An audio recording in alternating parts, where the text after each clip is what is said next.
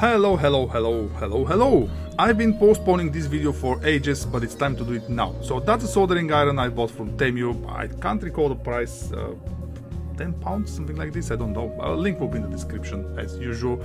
So it's got sleep function, temperature rises in 5 seconds, that's quite a statement.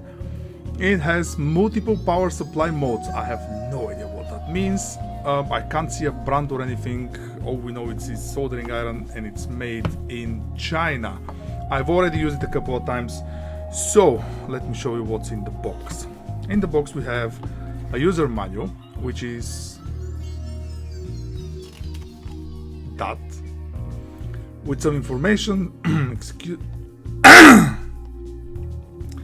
some information on the user manual. So press and hold for 5 seconds to power on. I guess that means press and hold the power button or the only button. Then it will flash, and then green indicator is low temperature, blue is medium temperature, and red is high temperature. After use, press and hold for 5 seconds to power off. Simple enough. Rapid heat conduction, 10 minutes automatic sleep. That's good. Easy replacement of soldering iron head or the heating core. That's also good. However, no replacements are provided. So you have to find something compatible. Good luck with that. And Type-C charging socket. After being fully charged, it can be used for about 30 minutes at a time. Cool! It also supports the use of charging bank and mobile phone charger. And that's it. And it just reiterates it's made in China. Enough talking.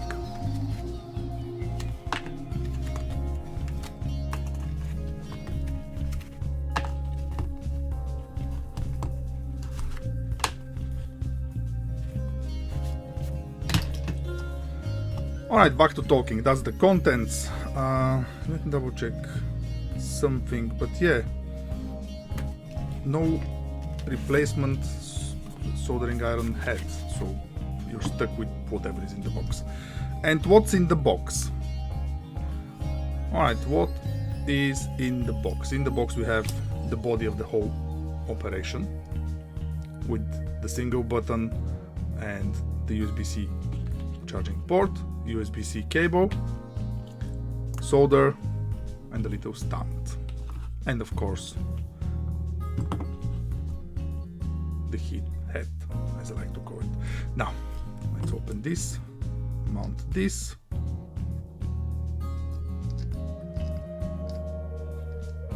I said mount this. That should be a fairly simple operation. Yes, it is. There you go. That's on.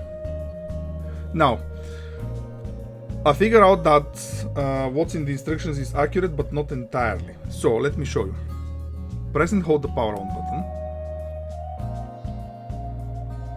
Now it's on, but it's not heating. So now you need to press the button once. It turns green, which means low temperature, low setting temperature. It's getting quite hot.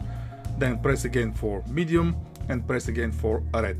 Then if you press again, it is still on, but it's not heating. So to completely switch it off, you need to press and hold the button again. That's now off, and if you press the button, nothing happens. Let's get some solder here, and let's perform a quick test. So, press and hold.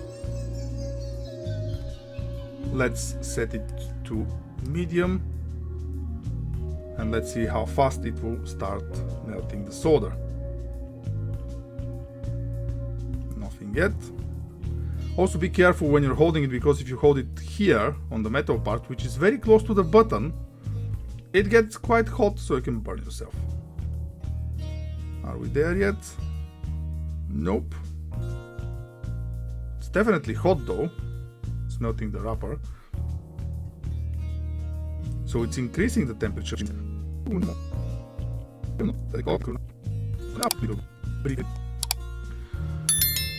That's taking longer than expected. Yes, definitely it started rising the temperature within 5 seconds.